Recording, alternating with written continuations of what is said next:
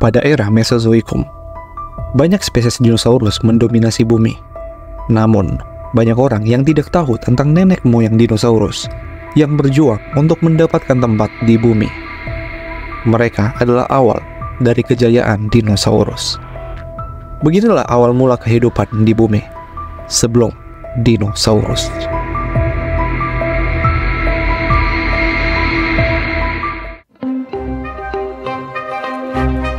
Sebelum kita melangkah lebih jauh, kita harus mengenal era Paleozoikum, era sebelum Mesozoikum, atau era dinosaurus. Era Paleozoikum terbagi atas periode Kambrium, Ordovium, Silur, Devon, Karbon, dan Permian. Periode Permian dimulai 300 juta tahun yang lalu di planet ini, mengakhiri era Paleozoikum. Periode Permian berlangsung selama 47 juta tahun hingga memasuki awal era Mesozoikum, yaitu era kejayaan dinosaurus. Pada waktu itu, dua benua, Laurasia dan Gondwana, membentuk satu superbenua Pangean dengan lautan raksasa. Penggabungan dua benua secara signifikan mengubah iklim, flora, dan fauna di planet ini. Selama periode Karbon sebelumnya, bumi terasa hangat dan lembab. Terdapat banyak danau, sungai, dan hutan rawa. Tumbuhan berspora raksasa seperti pakis dan lumut gada menutupi tanah. Pohon memiliki batang berdiameter 1,5 meter dan tumbuh setinggi 10 meter. Jamu raksasa, Prototaxites, dapat terlihat melalui kabut uap rawa karena saking besarnya. Ikan bertulang rawa hidup di laut, tampak seperti chimera asli. Nenek moyang hiu, Helicoprion, mungkin yang paling menakutkan karena gigi spiralnya.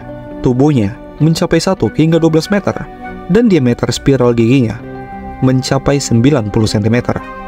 Rahang hiu Helicoprion dilengkapi dengan gigi tajam yang menakutkan.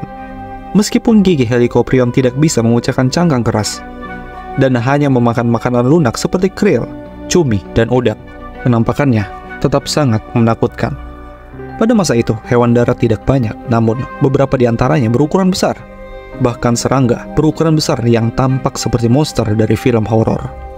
Bayangkan, capung besar Garchilipes dan capung besar Meganeura terbang di atas danau. Lebar sayap mereka mencapai lebih dari 30 cm. Mereka adalah nenek moyang capung yang imut yang kita kenal sekarang, dengan rahang predator, mata melotot, dan kaki berduri. Kerabat jauh kelabang modern, yaitu Arthopleura, yang mengerikan, tinggal di rawa. Serangga setinggi 3 meter ini memakan banyak tumbuhan per tahunnya. Mereka juga suka memakan amfibi kecil, mencabik-cabiknya dengan rahang yang kuat dan gigi yang tajam. Kemungkinan besar, semua makhluk raksasa itu disebabkan oleh kelebihan oksigen di atmosfer. Tingkat oksigen pada saat itu sebanyak 35%, hampir 14% lebih tinggi dari yang kita miliki sekarang. Ada hipotesis bahwa ukuran serangga bergantung pada tinggi kadar oksigen. Sistem pernafasan serangga terdiri dari trakea, yaitu saluran yang menyuplai oksigen ke berbagai organnya. Pada tingkat oksigen saat ini di atmosfer, oksigen tidak dapat mencapai organ-organ serangga, kecuali jika konsentrasi oksigen lebih tinggi. Trakea akan mengantarkan oksigen ke organ-organ yang lebih besar. Itulah mengapa serangga mencapai ukuran yang luar biasa selama periode Karbon. Jika di masa depan tingkat oksigen naik, katakanlah hingga 40%, serangga akan kembali berubah menjadi monster raksasa. Para ilmuwan menghitung bahwa capung akan mencapai ukuran sebesar pesawat kecil, dan kumbang akan berukuran seperti tank kecil. Tingkat oksigen juga mempengaruhi ukuran hewan-hewan lainnya, tetapi pada tingkat yang lebih rendah. Ilmu pengetahuan tidak memberi penjelasan yang tepat mengapa. Salah satu hipotesis mengatakan bahwa tingkat oksigen yang lebih tinggi memungkinkan hewan besar untuk mendapatkan lebih banyak oksigen ke otot-ototnya. Oksigen yang lebih tinggi baik untuk perkembangan dan pertumbuhan embrio yang cepat di dalam telur.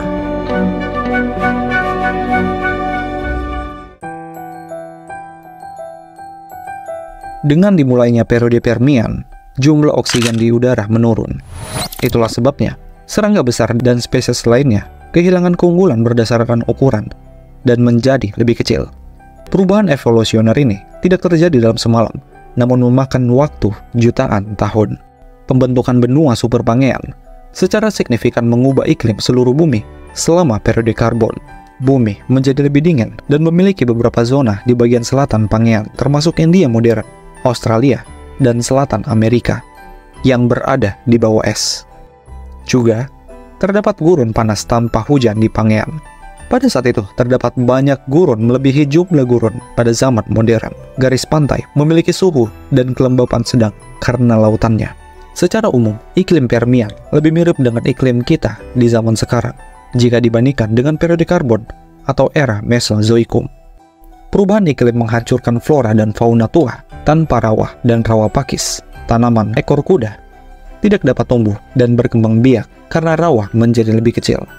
Keanekaragaman tanaman spora menyusut, dan gimnosper mulai mendominasi planet ini. Semua jenis tanaman runjung, ginkgo, dan tanaman palem dengan batang tebal dan tajuk yang rindang. Hewan juga harus beradaptasi dengan iklim baru dan menyesuaikan diri dengan kondisi yang kering. Mereka harus mengubah diri untuk bertahan hidup di benua super yang baru. Amfibi berada dalam posisi yang kurang diuntungkan karena kulit mereka yang lembab dan berpori tidak dapat bertahan hidup di udara yang kering. Tidak heran, banyak spesies amfibi punah pada era Permian. Sebaliknya, reptil dengan cepat menyebar ke seluruh dunia karena mereka beradaptasi jauh lebih baik terhadap lingkungan baru selama periode Permian. Reptil berjumlah 53% dari seluruh tetrapoda atau hewan berkaki empat. Padahal pada periode sebelumnya hanya sebanyak 13%. Pada mulanya, reptil berukuran kecil menyerupai kadal modern. Mereka memakan arthropoda dan cacing. Seiring berjalannya waktu, spesies yang lebih besar tampaknya memangsa spesies yang lebih kecil. Sebagian besar predator memiliki rahang yang kuat dengan gigi yang cocok untuk berburu. Tidak ada yang dapat mencegah reptilian untuk menguasai planet ini sebelum meteor besar datang menghantam bumi.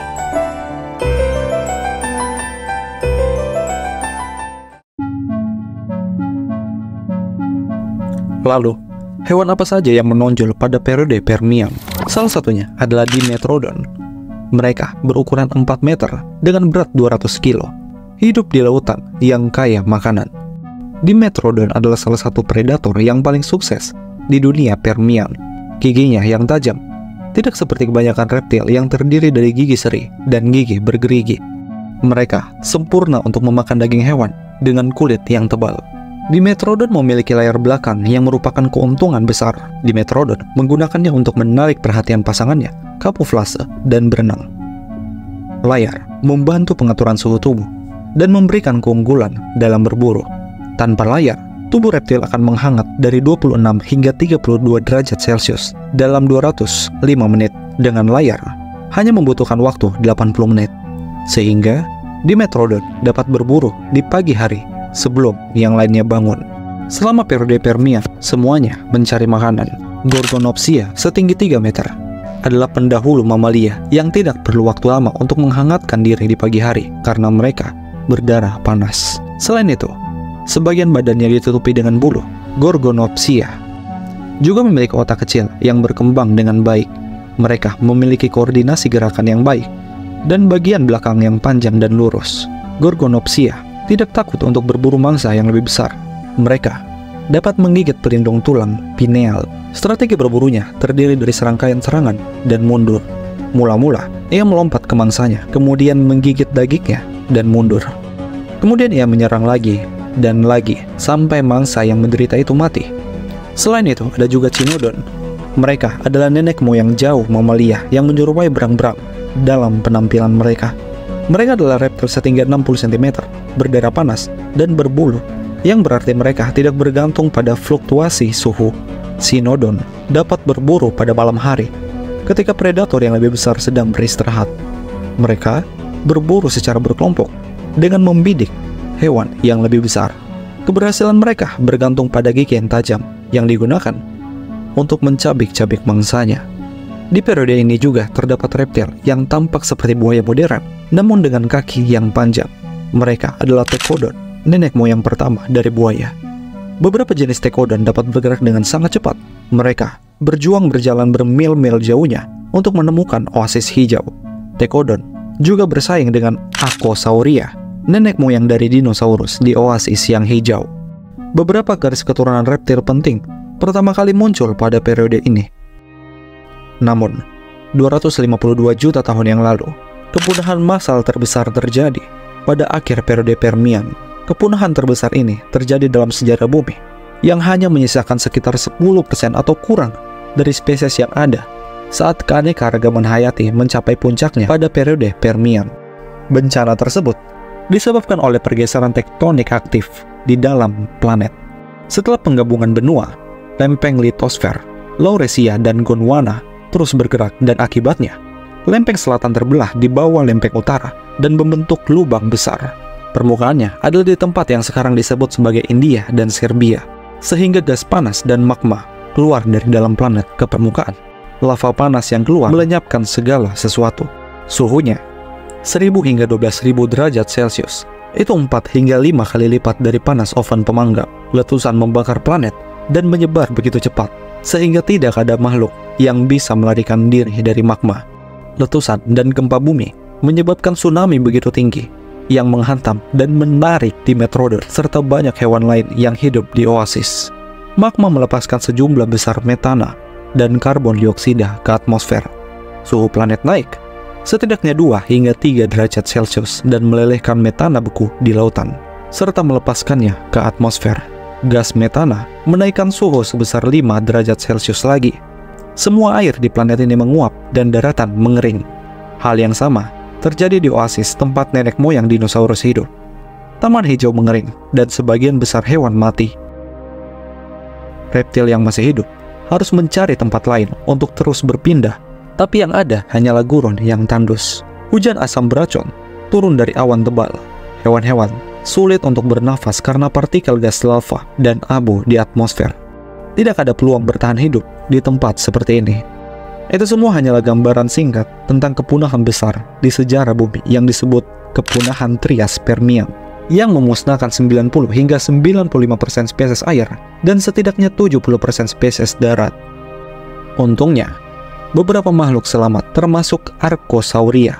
Mereka akan memasuki era Mesozoikum baru dan menjadi cikal bakal dinosaurus yang akan mendominasi bumi. Planet ini membutuhkan waktu sekitar 30 juta tahun untuk pulih dari kepunahan besar. Hewan harus terus berubah dan menyesuaikan diri dengan kondisi baru, dan itu membutuhkan waktu yang lama. Perubahan evolusioner membutuhkan waktu selama jutaan tahun. Jika kamu ingin memberikan donasi, kamu dapat scan QR ini. Terima kasih telah menonton. Like, comment, share, subscribe, dan donasimu. Itu semua sangat berarti untuk perkembangan channel ini.